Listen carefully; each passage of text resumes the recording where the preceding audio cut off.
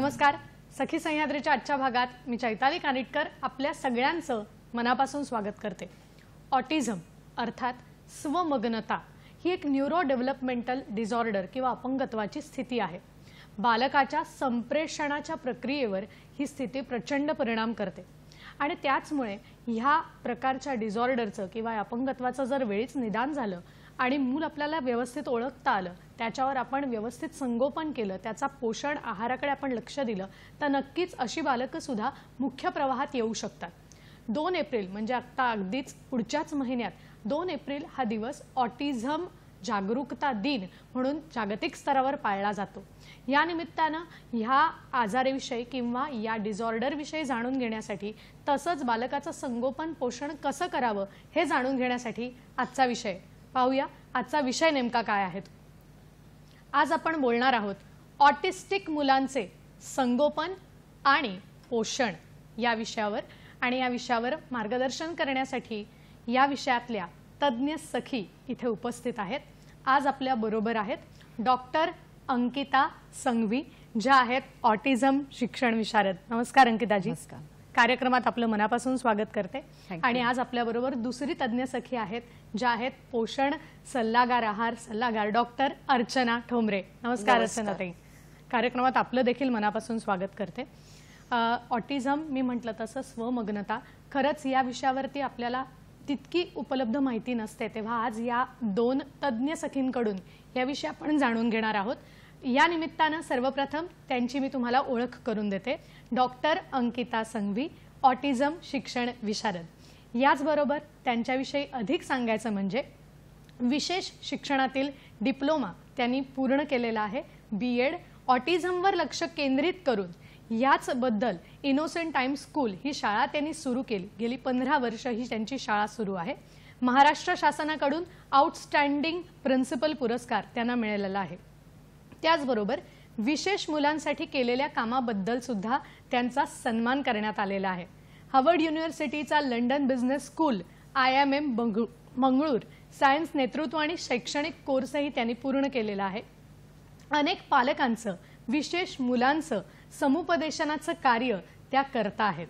आज आपल्याला नक्की ऑटिझम बद्दल संगोपनाचा विचार करताना पालकांनी कशा पद्धतीने करावा याविषयी त्या मार्गदर्शन करणार आहेत. पुन्हा एकदा आपलं स्वागत करते अंकिताजी.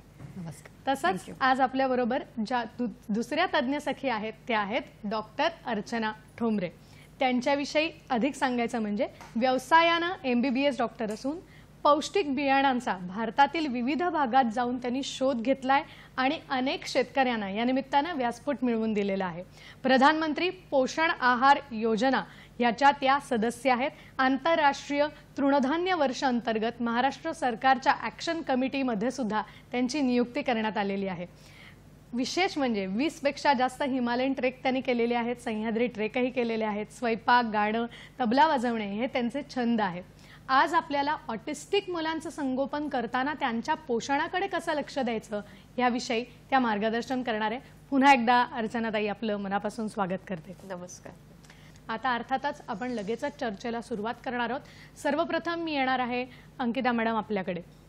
सर्वात आधी मनात हा प्रश्न आहे की ज्यावेळेला आपण म्हणतो ऑटिस्टिक मूल आहे त्यावेळेला या डिसऑर्डरचं निदान कसं करावं आणि हे मूल ऑटिस्टिक आहे हे आधी कसं ओळखावं आणि ऑटिझम म्हणजेच मुळात नेमकं काय याच्याकडे आपण येऊया. काय सांगाल? ऑटिझम हा एक न्यूरो डेव्हलपमेंटल डिसऑर्डर आपण ह्याला म्हणतो. जर आपण आपला मेंदू एक इलेक्ट्रिकल सर्किट जर कन्सिडर केला तर तुमचा आणि माझा मेंदू हा एक पर्टिक्युलर वायरिंगमध्ये जुळलेला आहे. तर ऑटिस्टिक मेंदू हा एक वेगळ्या प्रकारचं कनेक्शन, वेगळ्या प्रकारचं वायरिंग असतं ज्याच्यामध्ये त्यांचे ह्या मुलांचे रिस्पॉन्सेस जे असतात ते आपल्यापेक्षा थोडेसे वेगळे असतात. सो हा असा एक ब्रेनचा डिसऑर्डर म्हणतो आपण. हा काही आजार नव्हे, हा एक डिसऑर्डर आहे जिथे फक्त ह्यांचे मेंदू वेगळे असतात. आता हा प्रेझेंट कसा करतो तर शक्यतो 6 महिन्याचं मूल जेव्हा होतं तेव्हा हे मूल आपल्या आई वडिलांकडे बघत नाहीये, त्यांना आय कॉन्टॅक्ट देत नाहीये किंवा आई किंवा वडील त्याला काही एखादं खेळणं दाखवतायत, एखादं सॉफ्ट टॉय दाखवतायत किंवा कुत्रं किंवा एक मांजर दाखवतायत, तेव्हा ते जॉईंट अटेन्शननी ते मूल पालकांबरोबर त्याच्याकडे लक्ष देत नाही किंवा बघत नाहीये. अजून आपण म्हटलं तर त्याच्या नावाने जेव्हा त्याला आपण हाक मारतो, आई वडील हाक मारतात, तेव्हा ते मूल आई वडिलांकडे बघत नाही. तर हे सगळे 6 महिन्यांपासून ते 2 वर्षापर्यंत ह्या काही रेड फ्लॅग्स जेव्हा तुम्हाला दिसून येतात की मूल आई वडिलांकडे हाक मारल्यावरती बघत नाहीये, डोळ्यात डोळे घालून आय कॉन्टॅक्ट देत नाहीये, किंवा अजून म्हणजे असे काही सिम्पटम्स जेव्हा तुम्हाला दिसतात, तेव्हा पहिली गोष्ट तुम्ही करावी म्हणजे डेव्हलपमेंटल पिडियाट्रिशियनकडे जाणं. म्हणजे हे पिडियाट्रिशियन्स जे असतात ना, हे मुलांच्या डेव्हलपमेंटमध्ये स्पेसिफिकली काम करत असतात. सो त्यांना मुलांचे माइलस्टोन्स आणि हे मुलांचे काही रेड फ्लॅग्स जे दिसत आहेत त्याच्यामध्ये ते त्यांचं डायग्नोसिस आणि असेसमेंट करून सांगू शकतात की ह्या मुलाला ऑटिझम स्पेक्ट्रम डिसऑर्डर आहे की नाही. बरं, आत्ता तुम्ही एक उल्लेख केलात की नक्कीच मुलांचा सर्वांगीण विकास करणारे जे तज्ज्ञ आहेत त्यांच्याकडे आपण गेलं पाहिजे. पण माझ्या मनात हा प्रश्न होता की ही जी स्थिती बालकाची दिसते ही जन्मतः दिसते का साधारण 1 ते 2 वर्षांनंतर सुद्धा मुलाच्या बाबतीत ही गोष्ट घडू शकते? काय सांगाल याविषयी? सो ह्याच्याबद्दल अजून नक्की कशामुळे ऑटिझम होतो ह्याचा रिसर्च चाललेला आहे, पण त्याच्याबद्दल अजून असं काही स्पेसिफिक कारण कोणी सांगू शकलं नाहीये. सो ते जेनेटिकली सुद्धा येऊ शकतं, पण एन्व्हायरमेंट मधल्या गोष्टी सुद्धा ह्याच्यामध्ये अफेक्ट करून हा ऑटिझम प्रेझेंट होतो साधारण 7-8 महिन्यांच्या पुढे.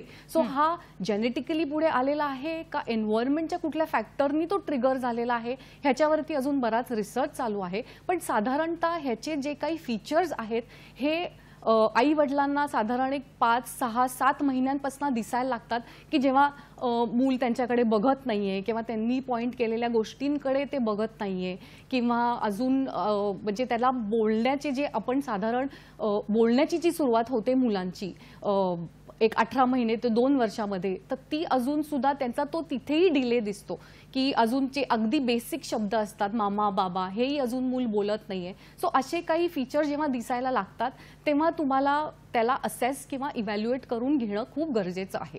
नक्कीच मला वाटतं ही जी सगळी लक्षणं आहेत ह्याच्याकडे आपण खरं तर लक्ष देणं खूप आवश्यक आहे. कारण ऑटिझम म्हटल्यानंतर आपल्याला कधी कधी ही लक्षणं दिसतात, पण अर्चना मॅडम मला हेच विचारायचं आहे की याच्याबद्दल या डिसऑर्डरबद्दल खूप ना गैरसमज आहेत, तर ते नेमके कोणते आहेत हे आपल्याकडून आम्हाला जाणून घ्यायचं आहे. ही जी स्वमग्नता मुलांमध्ये असते, बऱ्याच ठिकाणी असं आढळून येतं की पालकांना हे कळत असतं, पण समाजामध्ये हे ॲक्सेप्ट कसं करायचं की माझं मूल असं काहीतरी वेगळं आहे, तर त्यामुळे ते डॉक्टरकडे जात नाही. दुसरं अतिशय महत्त्वाचं समाजामध्ये एक म्हणजे आपण त्याला भ्रामक कल्पना असं म्हणू शकतो की व्हॅक्सिन दिल्यामुळे पण ऑटिझम होऊ शकतो. सो ही एक भ्रामक कल्पना आहे. किंवा माझं पालकत्वामध्ये, समजा मी आई वडील असेल तर आमच्या पालकत्वामध्ये काहीतरी कमीपणा आहे हे सुद्धा पालकांना वाटत असतं. नंतर आहारामध्ये पौष्टिकता कमी पडली म्हणून ऑटिझम होऊ शकतो हे पालकांना वाटतं. नक्कीच आहाराचं एक ऑटिझम असलेल्या मुलांमध्ये खूपच महत्त्व आहे, पण अगोदरच्या आहारामुळे ऑटिझम झाला असं कुठेही रिसर्च झालेला नाहीये. नंतर ह्या मुलांमध्ये सहअनुभूती नसते, म्हणजे ज्याला आपण एम्पथी म्हणतो, ही ह्यांच्यामध्ये नसते असं समाजामध्ये खूप गैरसमज आहे. खरं ते खूप इमोशनल चाइल्ड असतात हे सुद्धा दिसून येतं. ही मुलं समाजामध्ये त्यांना असं की हे आक्रमक मुलं आहेत असं एक गैरसमज आहे, पण ही खरं आक्रमक नसतात. आणि म्हणून जेवढ्या लवकर, जसं अंकिता मॅडमने सांगितलं की जेवढ्या लवकर तुम्ही इंटरव्हेन्शन कराल, म्हणजे पालकांना समजलं आहे, पालकांनी नेहमीच्या पिडियाट्रिशियनकडे नेलं, ठीक आहे, डेव्हलपमेंटल पिडियाट्रिशियन खूप लोकांना माहिती नसतात, पण नेहमीचा जो बालरोग तज्ज्ञ असतो त्यांच्याकडे नेलं, आणि मग ती पुढची जबाबदारी त्या बालरोग तज्ज्ञांची आहे की त्यांना हे जाणवतं आहे की ह्या मुलामध्ये, तर हे आईवडिलांना पटवून देणं आणि मग त्यांना पुढे डेव्हलपमेंट पिडियाट्रिशियनकडे रेफर करणं हे खरं पालकांचं आणि पुढच्या त्या डॉक्टरांचं काम आहे. नक्कीच मला वाटतं हे खरंच गैरसमज आहेत आणि आपण खूप योग्य पद्धतीने हे आम्हाला सांगितलं. आता मुद्दा असा होतो की खरंच ही सगळी लक्षणं पाहिल्यानंतर किंवा तुम्ही म्हटलं त्याप्रमाणे की आपलं मूल हे स्वमग्न आहे याची जेव्हा जाणीव होते त्याला बरेच वेळेला नक्कीच पालक घाबरतात थोडेसे आणि एक थोडंसं नैराश्याचं वातावरण येतं. तर अंकिताजी आपल्याला हे विचारायचं आहे की असे जे पालक आहेत त्यांनी नेमकं जावं कुठे, अर्थात कारण ही एक भीती मनात आहे आणि आपल्याला त्या बालकाला याच्यातून बाहेर काढायचं आहे हे सुद्धा मनात असतं, तर मग अशा वेळेला पालकांना आपण नेमकं काय पद्धतीने मार्गदर्शन कराल? सो पहिलं म्हणजे की पालकांनी ह्या गोष्टींना घाबरायची काहीच गरज नाही आहे. म्हणजे जसं मी म्हटलं की हा आजार नाही आहे, हा एक डिसऑर्डर आहे जिथे हा मेंदू थोडा वेगळा आहे. पण ज्या प्रकारे ते मूल आपल्याकडे बघत नाही आहे किंवा ते सोशली एंगेज करत नाही आहे किंवा ते एकटं एकटं स्वतःमध्ये खेळत राहतंय, हे बघून थोडंसं पालकांना थोडंसं नैराश्य येतं किंवा ते घाबरतात.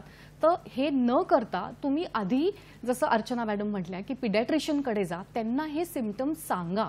त्यांना म्हणजे काही मुलं चालायला लागतात तेव्हा ते टो वॉकिंग करतात की ते जे काही तुम्हाला वेगळ्या गोष्टी ज्या दिसलेल्या आहेत त्या तुम्ही अगदी ओपनली पिडियाट्रिशियनशी डिस्कस करायला पाहिजेत. ते तुम्हाला मार्गदर्शन करतील. सो तुमची पहिली स्टेप आहे की जेव्हा तुम्हाला काहीही वेगळं जर दिसलं मुलामध्ये तर ते तुम्ही असेस आणि इव्हॅल्युएट करून घ्या पिडियाट्रिशियनकडनं आणि तिथून पुढे डेव्हलपमेंटल पिडियाट्रिशियनकडनं. आणि त्याचं ऑटिझमसाठी ट्रीटमेंट अशी नाहीये, त्याला थेरपीज असतात आणि त्याची मॅनेजमेंट असते. सो आजार नसल्यामुळे त्याला असं काही औषध देऊन तो बरा होईल असं नाहीये, पण त्याला आपल्याला मॅनेज करून ऑप्टिमम लेवलला ठेवायचं आहे. सो पहिली स्टेप म्हणजे पिडियाट्रिशियन आणि तिथून डेव्हलपमेंटल पिडियाट्रिशियन.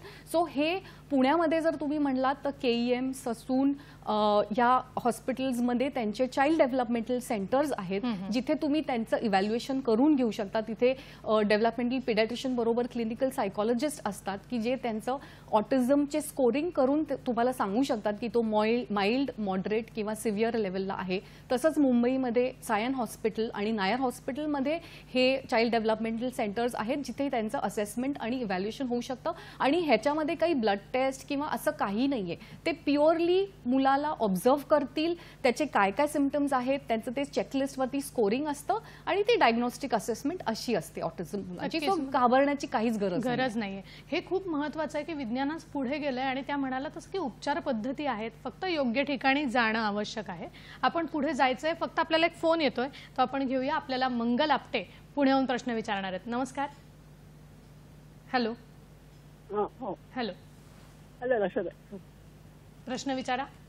हो, हॅलो. मला असं विचारायचं की आता हा आजार झाला असेल ना, मग मुलं चिडचिडी होतात का आणि मग त्यांना कुठला आहार द्यावा आणि मग ते रागे चुकवणं किंवा त्यांना कसं मानसिक त्यांचं संतुलन म्हणजे करावं आणि कुठल्या पौष्टिक आणि हाताचे पॉइंट वगैरे असं काही करता येईल का त्यांना, म्हणजे घरच्या घरी आपण म्हणतो तसं थोडक्यात? बर. त्यांचा प्रश्न आपल्याला कळलाय. तर आता मला अर्चना मॅडम आपल्याकडे यायचंय की आहाराच्या बाबतीत मुळात ही जी बालकं आहेत त्यांच्यात काही फरक पडतो का आणि मग त्यांचं पोषण करताना कुठल्या पद्धतीचा आहार देणं हे त्यावेळेला गरजेचं असतं, जसं मंगलताईंनी विचारले आपल्याला, काय सांगाल?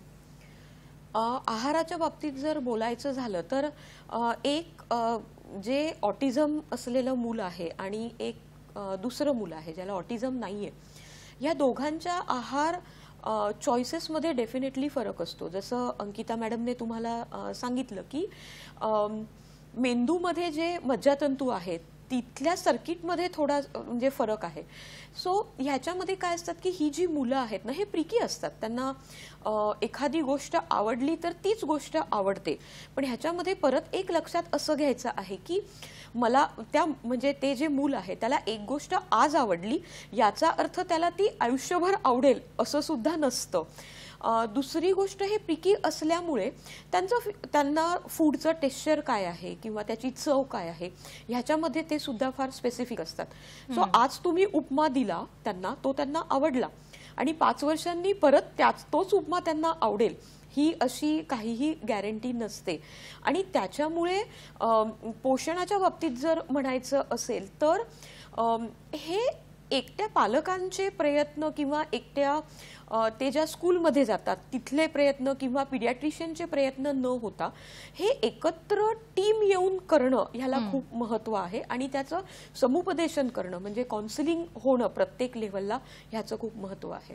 नक्कीच मला वाटतं हेच आपण म्हणतोय की हीच जागरूकता की अशी बालक असतील तर आपण हे एकत्र येऊन काम केलं पाहिजे आणि याच दृष्टिकोनातून हा विषय आपण आज समजून घेतो आहोत. या विषयावर त्या दोघींकडून असंच मार्गदर्शन पुढेही घेणार आहोत. पण वेळ झाली एका छोट्याशा विश्रांतीची. आपण कुठेही जाऊ नका, आम्ही लगेचच परत येतोय. पाहत रहा सखी सह्याद्री.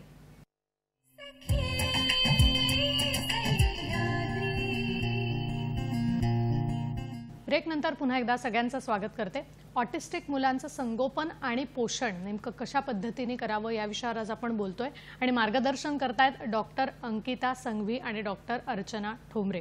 आपल्याला ब्रेकपूर्वी मंगलताईने एक प्रश्न विचारला होता की पोषणाच्या बाबतीत नेमकं काय वेगळेपण किंवा कशा पद्धतीने या मुलांच्या बाबतीत आपल्याला काळजी घ्यायला लागते. आणि त्यांचा अजून एक प्रश्न होता तो होता त्याच्यासाठी मी पुन्हा अंकिताजींकडे येणार आहे की साधारण अशी मुलं रागीट असलेली आपल्याला दिसतात का किंवा त्यांना काही सेन्सरी असे इश्यूज काही येतात का, काय सांगाल याविषयी? सो त्यांचं बिहेवियर जे आपण बघतो ना त्याला आपण कदाचित रागीट असं म्हणू शकतो, पण ॲक्च्युली त्यांच्यामध्ये तो राग नसतो. त्यांना बरेचसे सेन्सरी इश्यूज असतात. म्हणजे जे आपले सेन्सेस आहेत की वास आहे, टच आहे, स्मेल आहे, व्हिज्युअल सेन्स आहे आणि अजून त्याच्यामध्ये अजून 3 सेन्सेस असतात. तर ह्या सेन्सरी म्हणजे जी इन्फॉर्मेशन त्यांच्या मेंदूमध्ये जाते आणि त्या मुलांचा रिस्पॉन्स जो बाहेर येतोय ह्याच्यामध्ये एक इम्बॅलन्स असतो ज्याला आपण सेन्सरी प्रोसेसिंग डिसऑर्डर म्हणतो. सो ह्याच्यामध्ये उदाहरणार्थ की एखाद्या मुलाला कुठल्या तरी खाण्याच्या पदार्थाचं टेक्स्चर आवडत नाही कारण त्याच्या जिभेवरची जी सेन्सरी इनपुट आहे ना तो त्याच्या ब्रेनला वेगळा पोचतोय. सो तो काही गोष्टींना हात लावणार नाही, काही गोष्टींना तो टच किंवा त्याला टेस्ट त्याची आवडणार नाही. काही मुलांना काही विशिष्ट वासांची एकदम हायटन्ड सेन्सिटिव्हिटी असू शकते, आवाजाची सेन्सिटिव्हिटी असते. आता समजा लाईट आहे, कुठल्याही प्रकारचा लाल लाईट असो, येलो लाईट असो, ह्याची सेन्सिटिव्हिटी असू शकते. सो तुम्ही जेव्हा त्याला एखाद्या मॉलमध्ये जर घेऊन गेलात आणि तिथे खूप भगभगणारे लाईट आहेत आणि असे फ्लिकरिंग लाईट्स असतील तर तो एकदम त्याचा ट्रिगर होऊ शकतो आणि तो मेल्टडाऊनमध्ये जाऊ शकतो. आणि त्या मेल्टडाऊनमध्ये जे बिहेवियर येतं त्याला आपण एखादा लेमॅन बाहेरचा माणूस बघणारा त्याला राग किंवा अग्रेसिव्ह म्हणू शकतो, पण हा ॲक्च्युली त्या मुलाच्या सिस्टमचा डिस्ट्रेस आहे की त्याची सिस्टम ही इम्बॅलन्समध्ये जाते ह्या गोष्टींमुळे. त्याच्यामुळे त्याचं ते दिसताना राग दिसतो किंवा हायपर ॲक्टिव्हिटी दिसते की तो जोरजोरात उड्या मारायला लागेल, जोरात टाळ्या वाजवेल किंवा हँड फ्लॅपिंग.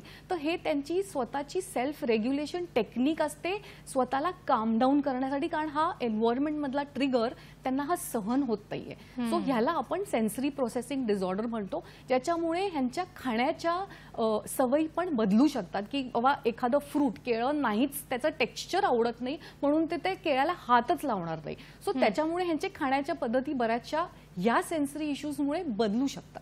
पण मग हा आता तुम्ही म्हणाला तसं की ही आक्रमकता नाहीये किंवा राग नाहीये, कारण आपल्याला अर्चना मॅडमने मग हा एक गैरसमज होता असंही सांगितलं होतं. तर मग अशा मुलांना मंगलताईंनी विचारलं होतं तसं की त्यांचा जर आपल्याला राग नियंत्रणात ठेवायचा असेल किंवा त्यांना जर चांगल्या पद्धतीने आपल्याला शांत करायचं असेल तर आपण कशा पद्धतीने करू शकतो? सो सगळ्यात आधी म्हणजे त्यांच्या एन्व्हायरमेंटमधला ट्रिगर तुम्ही समजून घ्या, कारण ही मुलं बऱ्याच वेळेला बोलत नसतात, नॉन व्हर्बल असतात. सो ते तुम्हाला सांगू शकणार नाहीयेत की मला ह्या गोष्टीचा त्रास होतोय की मला ह्या वासाचा किंवा ह्या खाण्याच्या टेक्स्चरचा किंवा एखाद्या पर्टिक्युलर कापडाचा त्रास होतोय. सो हे ऑब्झर्व करून करून करून पालकांना आणि आम्हाला एज्युकेटर्सना हे एका पिरियड नंतर आम्हाला कळायला लागतं की ते मुलाचे ट्रिगर्स काय आहेत. सो त्याला आधी तुम्ही तो त्याच्या एन्व्हायरमेंटमधला तो ट्रिगर काढा, म्हणजे तो ऑटोमॅटिकली शांत होतो. जेव्हा तो मेल्टडाऊनमध्ये असतो तेव्हा त्याच्याबरोबर खूप जास्त बोलायला जायचं नाही, कारण त्यांना व्हर्बल सेन्सिटिव्हिटी पण असते. म्हणजे खूप जास्त आपण बोलायला जातो, अरे तू हे का करतोय, नाही शांत बस, इथे नको बसू, तिथे नको बसू. ह्याच्याने तो अजून सेन्सरी ओव्हरलोड होतो आणि तो अजून मेल्टडाऊनमध्ये जाऊ शकतो. सो पहिली गोष्ट म्हणजे त्याच्या एन्व्हायरमेंटमधला ट्रिगर काढा, त्याला एका शांत जागेत, शक्यतोर एक डार्क रूम जिथे असेल, जिथे जास्त लाईट नाहीये, जिथे जास्त आवाज नाहीये, तिथे घेऊन जाणं आणि त्याच्या बाजूला फक्त बसणं. त्याला काही इन्स्ट्रक्शन्स न देता त्याच्या बाजूला बसणं की बाबा मी आहे, तुला स्वतःला शांत कर. आणि 10-15 मिनिटांमध्ये ते मूल शांत होतं. काही वेळेस त्यांना बॉडी ब्रशिंग म्हणजे एखादा ब्रश असेल त्याच्यानी बॉडी ब्रशिंग दिलं किंवा डीप कॉम्प्रेशन असेल हातावरती, खांद्यावरती थोडंसं प्रेशर दिलं, हे सुद्धा तुम्हाला कळतं की बऱ्याच वेळेला या मुलांना ऑब्झर्व करता करता तुम्हाला कळतं की कुठल्या गोष्टींनी त्याला बरं वाटतंय. तर ते तुम्ही लक्षात ठेवलं. प्रत्येक मुलाचं वेगळं असतं. सो हे तुम्हाला ॲज अ स्कूल सुद्धा आम्हाला 50 मुलांचे 50 वेगवेगळ्या गोष्टी लक्षात ठेवून ते त्याला आपण देतो आणि तो शांत होऊन जातो. सो पहिले म्हणजे एन्व्हायरमेंटमधला ट्रिगर काढा, डार्क रूममध्ये न्या, शांत करा, जास्त बोलायला जाऊ नका, जास्त इन्स्ट्रक्शन्स देऊ नका आणि शांत होतो तो मुलगा. मला वाटतं योग्य आणि समर्पक शब्दात आणि खूप योग्य भाषेत आपण याचं उत्तर दिलेलं आहे. आपल्याला एक फोन येतोय तो आपण घेऊया. आपल्याला शिवानंद वसदार प्रश्न विचारतायत निपाणीहून. नमस्कार शिवानंदजी. नमस्कार मॅडम. माझा प्रश्न असा आहे, काही मुलं जी शाळा शिकलेली मुलं असतात की नाही, ते घरामध्ये आल्यानंतर ती जणू की त्यांना काहीतरी प्रकारचा वेगळा आजार झाल्यासारखं त्यांनी घरात बसून असतात, कुणा मुलासंगत खेळत नाही किंवा जास्त पालकासंगत बोलत नाही, काय नाही, आणि अभ्यास करायला बसलं तरी त्यांना असं वाटतं की आम्ही याच अभ्यासामध्ये गुंतलेलं आहे असं वाटतंय त्यांना. मग त्याच्यामुळे पालक वर्गांना अशी भीती वाटते की मुलाला काय आजार झालेला आहे, काय त्याचं काय मानसिक बिघडलेलं आहे, काय म्हणजे काय प्रॉब्लेम व्हायला काय, शाळेत काय व्हायला असं त्यांना टेन्शन होतं. मग त्यासाठी तशा पालकांना तुम्ही काय मार्गदर्शन कराल आणि ते मुलं सुद्धा कशा प्रकारे आपण राहिली पाहिजे, तुम्ही काय सांगाल म्हणून असं प्रश्न. नक्कीच. मला वाटतं मी अर्चनाताई आपल्याकडे येते की त्यांचा प्रश्न हा आहे की बरेचदा ऑटिझम नसलेली पण मुलं असतील, पण ती घरी आल्यानंतर एकटी बसलेली आढळतात, शांत वाटतात, कोणात मिक्स होत नाहीत. तर त्यावेळेला ते पालक घाबरतात की आपल्या बालकाला साधारण काही ऑटिझम किंवा अशा पद्धतीची डिसऑर्डर नाही आहे ना. मग अशा पालकांना तुम्ही काय मार्गदर्शन कराल, नेमकं कशा पद्धतीने आपल्या बाल्याकडे त्यांनी बघितलं पाहिजे, काय सांगाल? ह्या प्रश्नाचं उत्तर असं आहे की हे जे पालक आहे ज्यांना असं मुलांमध्ये जाणवतं आहे, पहिली त्यांनी मुलांशी संवाद साधणं खूप जरुरी आहे. त्याला काही प्रश्न आहेत का, शाळेमध्ये काही झालेलं आहे का. सो जेवढा मनमोकळा संवाद हे त्या आपल्या पाल्याशी म्हणजे मुलाशी करू शकतील तो नक्कीच फायदेशीर होईल. याच्यानंतर मूल जर खरंच बोलतच नसेल की तुम्हाला संवाद साधू शकत नसेल, याचं शाळेमध्ये जाऊन त्या शिक्षक जे आहे किंवा त्याचे जे मित्र आहे आजूबाजूची ह्याच्याशी सुद्धा पालक संवाद साधू शकतात. आणि खरं प्रॉब्लेम काय आहे, कारण बरेच प्रश्न असे असतात आणि घरामध्ये सध्याच्या ज्या काळामध्ये संवाद कमी झालेला आहे आणि सगळेजण स्क्रीनवरती जे चिकटलेले असतात त्याच्यामुळे मुलांना कुठे ओपन अप व्हायचं हे सुद्धा समजत नसतं. आणि प्रत्येक वयामध्ये प्रत्येक मुलाचे म्हणजे विद्यार्थ्याचे प्रश्न वेगळे असतात. शारीरिक चेंजेस होत असतात, मानसिक बदल होत असतात, आजूबाजूच्या परिस्थितीशी त्यांना ऍडजस्ट व्हावं लागतं, ज्याला कॉपिंग आम्ही म्हणतो की. तर ह्याच्यासाठी संवाद साधणे आणि त्याला मोकळं करणं हे फार महत्त्वाचं आहे. आणि शिक्षकांकडून सुद्धा हा जर रिस्पॉन्स येत असेल की नाही हा शाळेमध्ये पण असाच करतो आहे आणि ह्याला असं ऑटिझम असे काही इश्यूज नाही आहेत, तर नक्कीच जे चाइल्ड सायकोलॉजिस्ट असतात ह्यांची मदत ते लोक नक्कीच घेऊ शकतात. नक्कीच. मला वाटतं हे पण एक प्रमाण तुम्ही म्हणालात तसं हेही प्रमाण अलीकडच्या काळात वाढायला लागलेलं आहे. तर त्यावेळेला आपल्याला नक्कीच समुपदेशकाची मदत घेता येऊ शकते. या अनुषंगाने अंकिता मॅडम, आत्ता माझ्या मनात एक प्रश्न असा आला की अर्चनाजी म्हणाला तसं की मूल जसं वाढायला लागतं तसं त्याच्यात शारीरिक बदल होत असतील, मानसिक बदल काही काही होतात. तर माझ्या मनात प्रश्न हा आहे की जर मूल ऑटिस्टिक आहे हे आपल्याला समजतंय, तर पालकांनी त्याचं वय वाढत असताना नेमकं कशा पद्धतीने त्याचं संगोपन केलं पाहिजे. कारण जसं मूल शाळेत असतं ते काही काळासाठी असतं, पण पालकांकडे ते बऱ्याच वेळासाठी असतं. तर मग पालकांनी त्याची काळजी घेताना हे त्याचं वय वाढीस लागेल तसे कसे बदल केले पाहिजेत संगोपनात, काय सांगाल?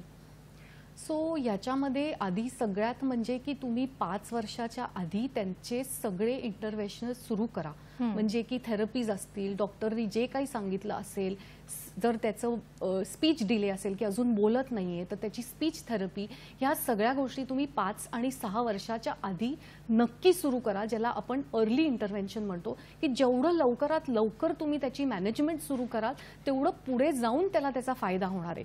तरी पण ऑटिझम हा अजूनही लोकांना खूप माहिती असलेला विषय नसल्यामुळे पालक पण कधीतरी कन्फ्यूज होतात की अरे आपण थांबूयात, काहीतरी म्हणजे बदल होईल मुलामध्ये, अजून काही करायला नको.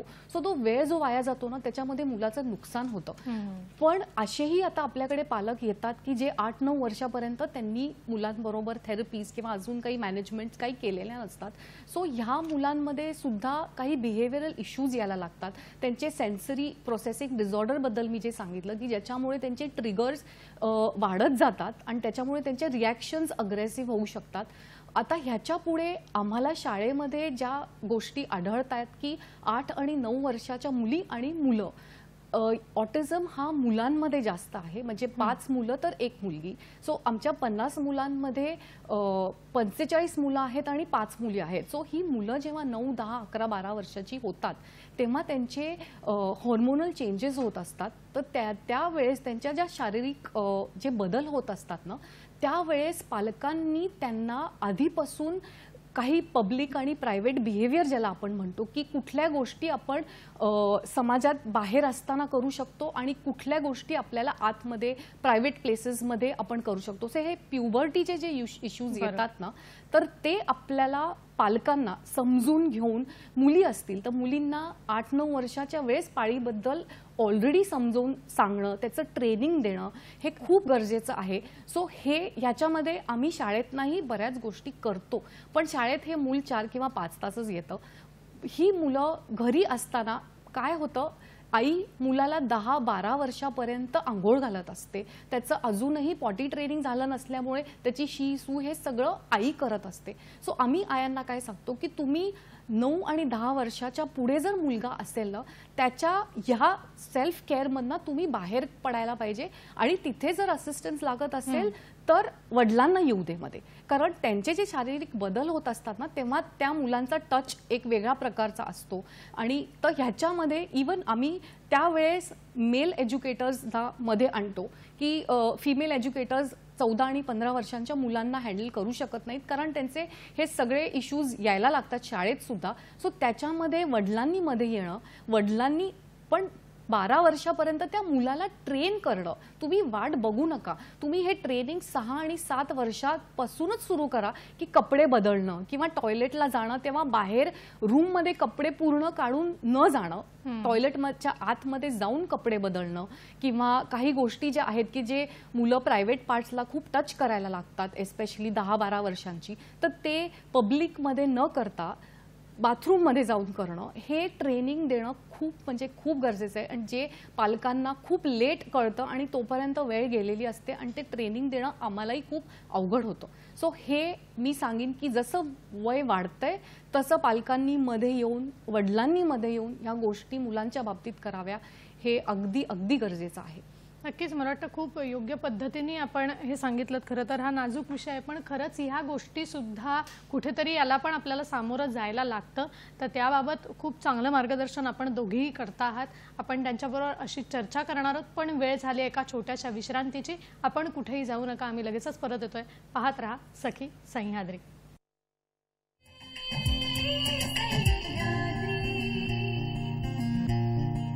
नंतर पुन्हा सगळ्यांचं स्वागत करते.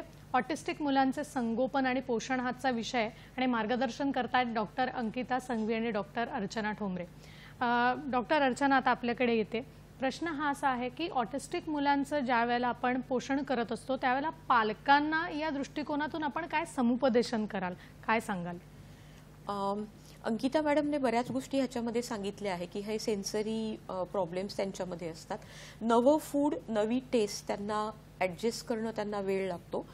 तर पालकांना जर ह्याच्यामध्ये सांगायचं असेल तर मुलांना क्लीन ईटिंग हॅबिट्स, म्हणजे जेवण करताना किंवा काहीही अन्न खाताना कसं स्वच्छता ही म्हणजे पाळायची असते ते आपण शिकवू शकतो. दुसरं पालकांना हे सांगायचं की तुम्ही एकत्र बसून जेवण करा. हे खूप महत्त्वाचं आहे, कारण पालक कसे खात आहेत, त्यांच्या सवयी काय आहेत, चांगल्या सवयी हे मूल त्यांच्याकडून अडॉप्ट करू शकतो. तिसरं, जेवण करताना सगळे जे इलेक्ट्रॉनिक गॅजेट्स आहेत ते बंद करणं, म्हणजे मोबाईल बंद करणं, तुमचा टीव्ही बंद करणं, शांतपणे एकत्र जेवण करणं. नंतर एकत्र बसून कुटुंबाने चर्चा करणं हे पण तेवढंच महत्त्वाचं आहे. आणि मुलाला स्वतःच्या हाताने अन्न खाण्याची सवय लावणं हे अगदी लहानपणापासून जर पालकांनी केलं तर नक्कीच, कारण हे जी त्यांची जी सवयी आहेत या सवयींमध्ये बदल होऊ शकतो, असं नक्कीच एक फरक पडेल. नक्कीच, मला वाटतं ही सगळी काळजी आपल्याला घ्यायला पाहिजे. आता पुन्हा मी अंकिता मॅडम आपल्याकडे येते की अशा मुलांना मुख्य प्रवाहात आणण्यासाठी सरकारकडून कशा पद्धतीने काम केलं जात आहे, काय सांगाल याविषयी? सो आत्ता रिसेंटली ऑटिझम हे आपल्या सरकारच्या डिसेबिलिटी ॲक्टमध्ये ॲड झालेलं आहे as a recognised disability. So ह्याच्यामध्ये ह्या मुलांना UDID म्हणजे युनिक डिसेबिलिटी कार्ड, जसं आपलं आधार कार्ड असतं तसंच ह्या मुलांना एक युनिक डिसेबिलिटी कार्ड सरकारने द्यायला सुरुवात केली आहे. हे गव्हर्नमेंट हॉस्पिटल्समध्ये इश्यू केलं जातं. त्याचं काही ॲप्लिकेशन प्रोसेस आहे जे तुम्हाला साधारण 1 आठवडा ते 2 आठवड्यामध्ये हे कार्ड मिळू शकतं. आता ज्या मुलांना आपल्या मेनस्ट्रीम शाळांमध्ये जाता आलं नाही आहे, त्यांच्या ग्रेड लेवलनी पुढे जाता आलं नाही आहे, त्यांच्यासाठी आपल्या सरकारचं एक national institute of open schooling हे बोर्ड आहे. हे ऑफिशियल नॅशनल बोर्ड आहे की ज्याच्यामध्ये जर या मुलांकडे UDID असेल, त्यांचं डिसेबिलिटी कार्ड असेल, तर त्यांना कन्सेशन्स मिळतात. म्हणजे रायटर असू शकतो त्या मुलांसाठी की एखाद्या मुलाला लिहिता येत नाही आहे पण त्याची समज आहे आणि त्याला त्याची उत्तरं माहिती आहेत, सो ते रायटर देऊ शकतात. तुमच्याकडे डिसेबिलिटी कार्ड असेल तर तुम्हाला कन्सेशन्स म्हणजे तुम्ही जे आपल्याला भाषा घ्यायला लागतात, हिंदी मराठी, या मुलांना भाषेचा ऑलरेडी प्रॉब्लेम आहे. सो एकच भाषा घेऊन आणि ह्या भाषा आपल्या ज्या लँग्वेज आपण मराठी हिंदी जे आपल्याला पहिली दुसरीमध्ये घ्यायला लागतं ते तुम्ही ओमिट करू शकता. तुम्ही 5 सब्जेक्ट घेऊ शकता आणि त्या 5 सब्जेक्ट तुम्ही त्या मुलाच्या कलेने सिलेक्ट करू शकता. सो असे बरेचसे कन्सेशन्स आहेत. जर तुमच्याकडे हे डिसेबिलिटी कार्ड असेल तर ह्या मुलांना ओपन स्कूलिंगमध्ये सुद्धा त्यांचं 12वी पर्यंत शिक्षण होऊ शकतं.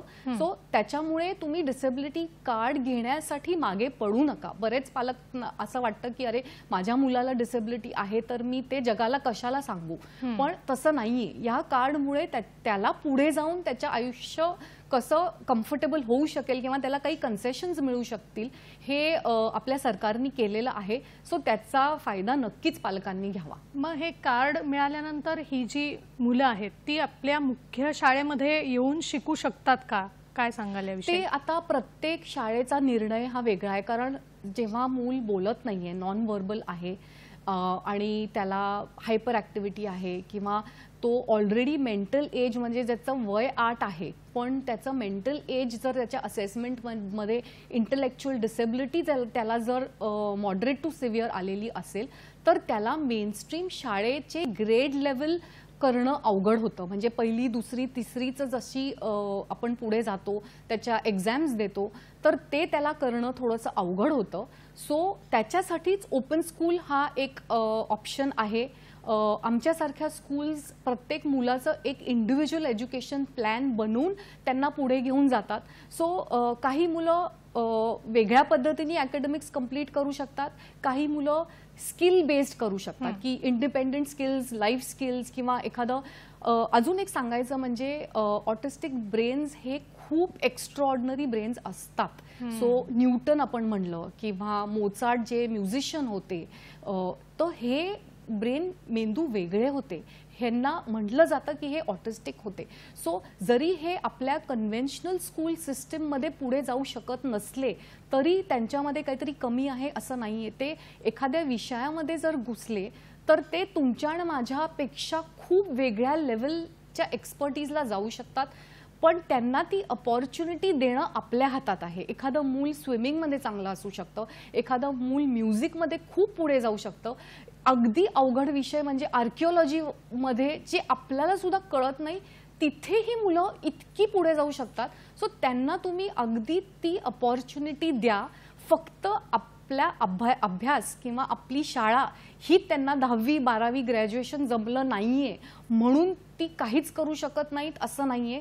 थोडासा वेगळा विचार करा. हल्ली करिअरचे सुद्धा इतके ऑप्शन्स आहेत, फोटोग्राफी आहे आणि असं म्हणतात की ऑटिस्टिक मुलं खूप चांगले शेफ होऊ शकतात कारण तिथे सगळं मेजरमेंटचा पार्ट असतो, बेकिंग करू शकतात. सो हे वेगळे ऑप्शन्स तुम्ही जर त्यांच्यासाठी कन्सिडर केले तर ते नक्कीच अगदी व्यवस्थित पुढचं आयुष्य जगू शकतात. सो शाळा आणि मेनस्ट्रीम स्कूलिंग हा ऑप्शन नाहीये तर ही मुलं काही करू शकत नाहीत हा अक्षरशः चुकीचा विचार आहे. सो तुम्ही त्यांना ती अपॉर्च्युनिटी द्या आणि हे नक्कीच पुढे जाऊन वेगळं काहीतरी करू शकतात. नक्कीच. मला वाटतं खूप चांगल्या पद्धतीने आपण सांगितलं की जे आपण म्हणतोय स्किल बेस्ड लर्निंग, कौशल्यपूर्ण अध्ययन, ते या मुलांसाठी नक्कीच फायदेशीर ठरू शकतो. त्यामुळे कुठेतरी घाबरण्याची गरज नाही आहे. तुमच्या बोलण्यातून एक विश्वास नक्कीच आला असेल. आपण एक फोन घेऊया, आपल्याला कार्यक्रमात येतोय. आशा तायडे पुण्याहून प्रश्न विचारतायत. नमस्कार. नमस्कार मॅडम. नमस्कार. मी आशा तायडे बोलते पुण्यामधून. बोला. आमचा मुलगा आहे तर तो ऑटिझम मध्ये आहे हं. आणि त्याला बोलत नाही, तो दात पण नाही, त्याला 6 वर्षाचा आहे. बर. तो बोलत नाही आणि पुन्हा समजा आता काहीच बोलत नाही, तो असं थोडं थोडं थोडं थोडं कसं तरी बोलतोय. एक दात थोडासा कसं तरी आल्यावर. बर. मग आपला प्रश्न काय आहे? तो ऑटिझम मध्ये आहे तर त्याच्यासाठी बरं दात यासाठी काय करावं लागेल काही असं? बरं. त्यांचा प्रश्न आहे की 6 वर्षाचं मूल आहे आणि त्यांचं मूल ऑटिस्टिक आहे, ऑटिझम त्याला आहे, तर त्यांनी कशा पद्धतीने आता पुढे जावं, काय सांगाल? सो त्याच्या थेरपीज केलेल्या आहेत का? त्याचं वेळोवेळी डेव्हलपमेंटल पिडियाट्रिशियनकडनं, बालरोग तज्ज्ञ जे आहेत, डेव्हलपमेंटल बालरोग तज्ज्ञ ज्याला आपण म्हणतो, त्यांच्याकडनं इव्हॅल्युएशन आणि असेसमेंट झालेलं आहे का नाही, आणि त्याला सजेस्ट केलेल्या, रेकमेंड केलेल्या थेरपीज, म्हणजे ज्याला आपण ऑक्युपेशनल थेरपी म्हणतो, स्पीच थेरपी, तो तुम्ही म्हणताय की तो बोलत नाही आहे, सो त्याला स्पीच इंटरव्हेन्शन किंवा स्पीच थेरपी चालू झालेली आहे का नाही, सो हे सगळं बघणं गरजेचं आहे. त्याला शाळेत टाकणं गरजेचं आहे. जर त्याला एखाद्या म्हणजे मी नॉर्मल हा शब्द यूज करत नाही, पण मेनस्ट्रीम शाळेमध्ये जर घेत नसतील तर त्याच्यासाठी काही शाळा आहेत, स्पेशल स्कूल्स आहेत की जे अशा मुलांना घेत आहेत. पण ह्या मुलांना घरी बसून ठेवू नका. त्यांनी शाळेत जाणं, त्यांना एक अगदी म्हणजे शाळेचा एक स्ट्रक्चर, बाहेरच्या मुलांमध्ये जाणं, शाळा काय असते, टीचर काय असते, हे रुटीन कळणं गरजेचं आहे. सो त्याच्यासाठी थेरपीज, त्याचं वेळोवेळी त्याचं असेसमेंट आणि त्याला शाळेत जाणं. तुमच्या आजूबाजूला कुठेही स्पेशल स्कूल असेल तर तिथे चौकशी करा. पुण्यात आहात, मीही पुण्यात आहे, सो आमच्या शाळेत येऊन मला भेटा, मी तुम्हाला सगळं ह्याच्याबद्दल सविस्तर नक्की सांगेन. सो ह्या गोष्टी करणं गरजेचं आहे. नक्कीच. आता मला अर्चनाताई आपल्याकडे यायचं आहे. प्रश्न हा आहे की सध्या ग्लुटेन फ्री डाएटकडे बऱ्याच जणांचा कल दिसतो, तर साधारण हा जो आहार आहे हा ऑटिझम असलेल्या बालकांना घेणं कितपत योग्य आहे आणि त्याविषयी आपण काय मार्गदर्शन कराल?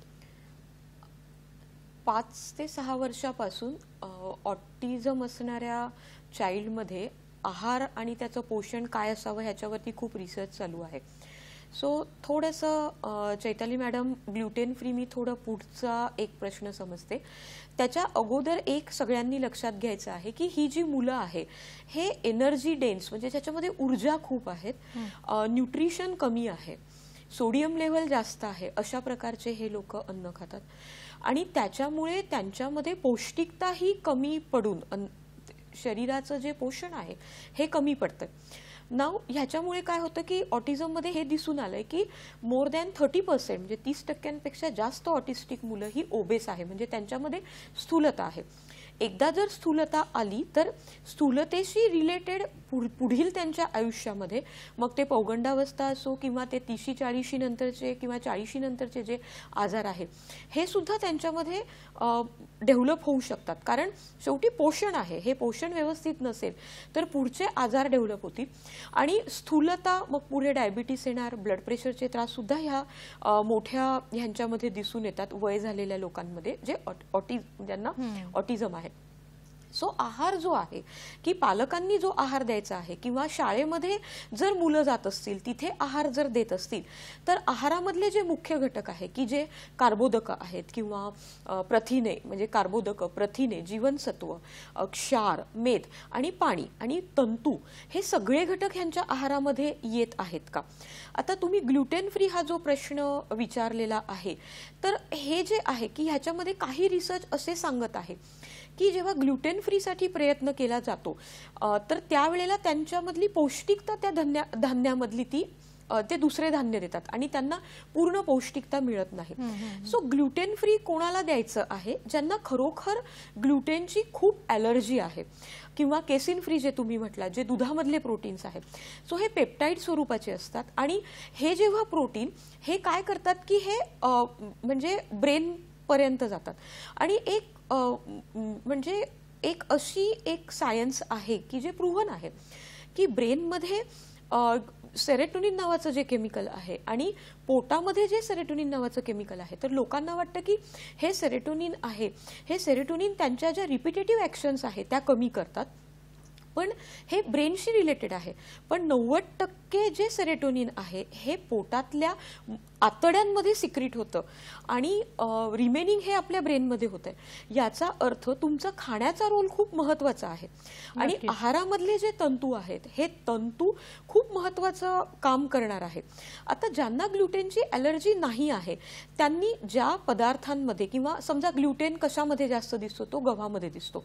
सो कमी ग्लुटेन असलेला गहू त्यांनी खाणं अपेक्षित आहे की ज्याच्यामुळे ऑटिझममध्ये जे रिपिटेटिव्ह ॲक्शन्स होतात त्या रिपिटेटिव्ह ॲक्शन त्यांच्या कमी दिसून येतात. हे तर प्रूव्हन आहे. नक्कीच. मला वाटतं या विषयावर आपण बोलूया. फक्त एक फोन येतो तो आपण घेऊया. आपल्याला रमेश पाटील धुळ्याहून प्रश्न विचारतात. नमस्कार. Hello hello hello. हा प्रश्न विचारा. हा मॅडम नमस्कार. मी रमेश पाटील धुळ्याहून बोलतोय. ऑटिझम मुलांचं स्क्रीनिंग कसं करायचं आणि त्यांच्यासाठी कुठल्या टेस्ट अवेलेबल आहेत आणि राहिली त्यांचं थेरपी कुठल्या पद्धतीने यूज करायचं, उदाहरणार्थ ऑक्युपेशन थेरपी किंवा बिहेवियर थेरपी, त्याच्या व्यतिरिक्त अजून कुठल्या थेरपी उपलब्ध आहेत का आणि इंडियन स्केल कुठली आहे का उपलब्ध इंडियन स्केल ऑटिझमसाठी? बर बर बर ठीक आहे. त्याच्याविषयी माहिती पाहिजे. नक्कीच याविषयी आपल्याला मार्गदर्शन मिळेल. पण अर्चना जे आपण बोलत होतो तो आपण आधी प्रश्न पूर्ण करूया. ग्लुटेन फ्री डाएटच्या बद्दल काय सांगाल?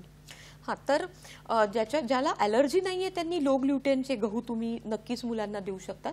पण ज्यांना ॲलर्जी आहे तर त्यांना इतर पर्याय खूप आहे. सो बाहेरच्या देशामध्ये जे रिसर्च आहे जे मी पहिले तुम्हाला सांगितलं की त्या मुलांमध्ये पौष्टिकता कमी होते जर त्यांनी व्हीट बंद केला किंवा ग्लुटेन फ्री दिला तर. पण ह्याला भारतासारख्या देशामध्ये भरपूर सारे पर्याय आहे आणि भारतामध्ये ज्वारी आहे, बाजरी आहे, नाचणी आहे, अगदी उपवासाला खाल्ली जाणारी भगर आहे, राळं आहे. ह्या सगळे जे आपले तृणधान्य आहे भारतामध्ये या तृणधान्यांपासून जर आपण काही बनवू शकलो, अगदी पोळी भाकरी किंवा भात आहे, पुलाव आहे, चकली आहे, पापडी आहे असे, कारण ह्या मुलांना क्रंची गोष्टी खूप आवडतात. म्हणजे त्याचा क्रंची जो शब्द आहे की तर ते जसे ते कुरकुरे खातील, ते वेपर्स खातील. सो ह्या गोष्टी जर आपण त्यांना बनवून त्यांना दिल्यात तर नक्कीच ह्या मुलांमध्ये जी रिपिटेटिव्ह ॲक्शन आहे ते कमी होतं. दुसरं महत्त्वाचं जे आहे ते हे जे सगळे धान्य आहेत किंवा इतर जे भाजी फळं ह्याच्यामध्ये तंतूंचं प्रमाण खूप जास्त असतं आणि हे जे तंतू आहे ते ह्या मुलांमध्ये नॉर्मल पर्सनमध्ये सुद्धा आणि ह्या ऑटिस्टिक म्हणजे मुलांमध्ये खूप छान प्रकारे काम करतं. कारण हा जो न विरघळणारा तंतू आहे हा जेव्हा आतड्यांमध्ये पुढे पुढे जठरापासून पुढे जाणार तिथे त्याच्यावरती प्रक्रिया होते. प्रक्रिया म्हणजे कुचतो, पण कुचतो हा शब्द नकारार्थी न घेता त्याच्यावरती प्रक्रिया झाली आहे.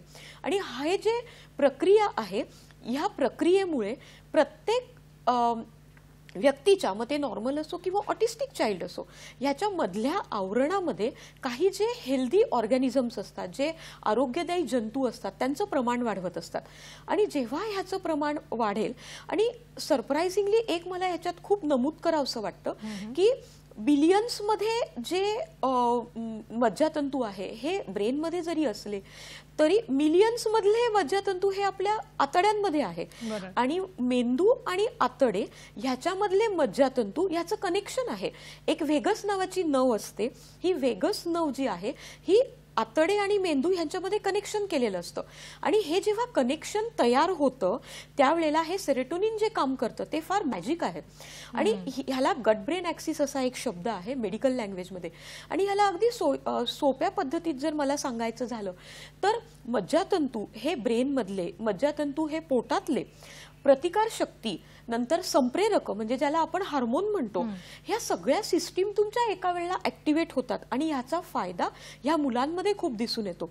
दुसरं ह्याच्यामध्ये एक महत्त्वाचं सांगायचं आहे की दह्याचा जो रोल आहे हा खूप आहे, ज्याला प्रोबायोटिक्स आम्ही म्हणतो की जिवंत दही म्हणजे काय की आपण दुधामध्ये विरजण टाकतो.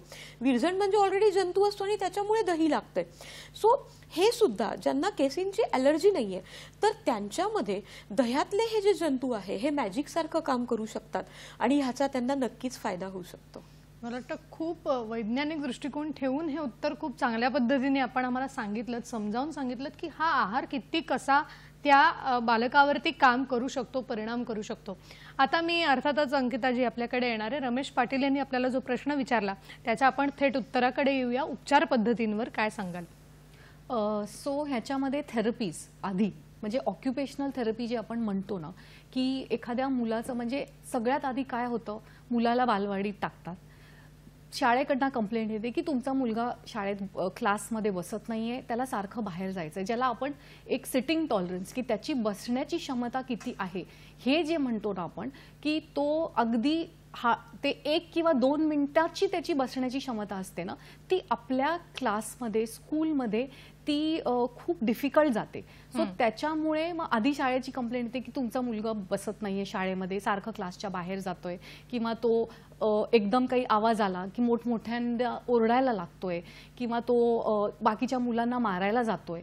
सो ह्या सगळ्या गोष्टी जेव्हा आपल्याला दिसायला लागतात तेव्हा आपल्याला पहिले म्हणजे आता समजा डेव्हलपमेंटल पिडियाट्रिशियननी तुम्हाला सांगितलं आहे की ह्या मुलाला ऑटिझम आहे, तर तेव्हा ऑक्युपेशनल थेरपी म्हणजे ऑक्युपेशन म्हणजे काय की आपण जे आपल्या रोजच्या जीवनामध्ये ज्या गोष्टी करतो, ज्याला आपण activities of daily living ADL म्हणतो, की स्वतःचे शूज घालणं, स्वतःच्या हाताने खाणं, किंवा त्याला बटन लावता येत नाही किंवा लेस बांधता येत नाही, किंवा ह्या फाईन मोटरच्या गोष्टी आहेत, ह्या सगळ्या ऑक्युपेशनल थेरपीमध्ये आधीपासून ते त्याच्यावरती काम करायला सुरुवात करतात. आता कसं आहे की ऑक्युपेशनल थेरपी ही खूप एक्सपेन्सिव्ह पण असते. सो त्याचं एकदा इव्हॅल्युएशन जेव्हा करून घेतो ना, तेव्हा पूर्णपणे आपण थेरपिस्टवर अवलंबून नाही राहू शकत. ह्याच्यामध्ये पालकांचा खूप मोठा रोल आहे की जे काही तुम्हाला ऑक्युपेशनल थेरपिस्टनी सांगितलेलं आहे ते तुम्ही घरी नियमितपणे मुलाकडनं करून घ्या. अगदी म्हणजे त्याला त्याची फिजिकल ॲक्टिव्हिटीज, त्याला रोज सायकलिंग किंवा त्याचं अगदी रोज 1 तासाची त्याची फिजिकल ॲक्टिव्हिटी जसं तुम्हाला सांगितलेलं आहे थेरपिस्टनी, त्या ॲक्टिव्हिटीज प्लस त्याचं हे फिजिकल ॲक्टिव्हिटी हे जर तुम्ही करत राहिलात तर तुम्हाला मुलांमध्ये खूप खूप फरक दिसेल. अगदी पूर्णपणे थेरपिस्टवर सुद्धा अवलंबून राहायची गरज नाहीये. तुम्हाला घरना बऱ्याचशा गोष्टी ज्या त्यांनी सांगितलेल्या आहेत त्या घरातल्या दोघांनी मिळून जर हा रोल निभावला की आई एकटीवर प्रेशर न टाकता दोघांनी मिळून एक दिवस वाटून घेतला आणि त्या गोष्टी मुलांकडनं ॲज अ थेरपी घरी तुम्ही करून घेतल्यात तर त्याच्यावरती नक्की नक्की फायदा होतो. मूल बोलत नसेल तर पहिली गोष्ट म्हणजे स्पीच थेरपी आणि स्पीच इव्हॅल्युएशनला जायलाच हवं. तिथे सुद्धा काही वेळेला होतं की मूल बसत नाही म्हणून स्पीच थेरपिस्टही सांगतात की तुम्ही थोड्या दिवसांनी त्याचं बसणं वाढू दे, त्याचं सिटिंग टॉलरन्स वाढू दे. सो त्याच्यावरती काम करणं आधी गरजेचं आहे आणि मग स्पीच थेरपी हे अगदी गरजेचं आहे. बिहेवियर थेरपी माझ्या म्हणजे मी सजेस्ट करीन की 6 वर्षाच्या आधी तुम्ही बिहेवियर थेरपीला जाऊ नका, कारण त्यावेळेस बऱ्यापैकी मुलांचे हे मेल्टडाऊन्स असतात. बिहेवियर हे साधारण 8, 10, 12 वर्षांच्या पुढे जेव्हा ते आपल्याला कंट्रोल होत नाहीत, त्याचे काही ऑब्सेशन्स आणि फिक्सेशन असतात की एखाद्या मुलाला खूप जास्त मोबाईलचं ॲडिक्शन आहे किंवा एखाद्या मुलाला वॉशरूममध्ये जाऊन पाण्याशी खेळणं इतकं की त्याला वॉशरूमच्या समोर नाही घेऊन जाता येत नाही. सो अगदी असे काही फिक्सेटेड बिहेवियर असतील तर बिहेवियर थेरपीला जा. पण जर तुम्ही घरी एक रुटीन फॉलो केलं, घरातल्या सगळ्यांनी मिळून जर त्या मुलासाठी एक प्रॉपर रुटीन ठेवलं, ऑटिस्टिक मुलांना रुटीन आवडतं. म्हणजे त्यांचं तुम्ही दिवस ना असा रोज वेगवेगळा केला ना तर ते एकदम असे गोंधळून एन्झायटी वाढते त्यांची. नक्कीच मला वाटतं याच्यात तुम्ही म्हणालात तसं की पालकांची भूमिका आणि त्यांचं समर्पण या बाबतीतलं फार आवश्यक आहे त्या बालकाप्रती. तुम्ही दोघींनीही इतकी सुंदर माहिती दिलीत आणि खरंच हा विषय सोपा करून आमच्यापर्यंत पोहोचवलात. आपण वेळात वेळ काढून आलात त्याबद्दल तुम्हा दोघींचेही आमच्या संपूर्ण सखी सह्याद्रीच्या टीमच्या वतीने मी मनापासून आभार मानते. आणि खऱ्या अर्थानं ऑटिस्टिक मुलांचं संगोपन आणि पोषण कसं करावं ही जागरूकता हा विषय आज या दोघींकडून खूप चांगल्या पद्धतीने उलगडला गेला. असेच नवनवीन विषय घेऊन आपण वेगवेगळ्या भागांमध्ये भेटतच असतो. आपण भेटणार आहोत सखी सह्याद्रीच्या पुढच्या भागात एका नवीन विषयासह. आत्ता निरोप घेतेय. नमस्कार.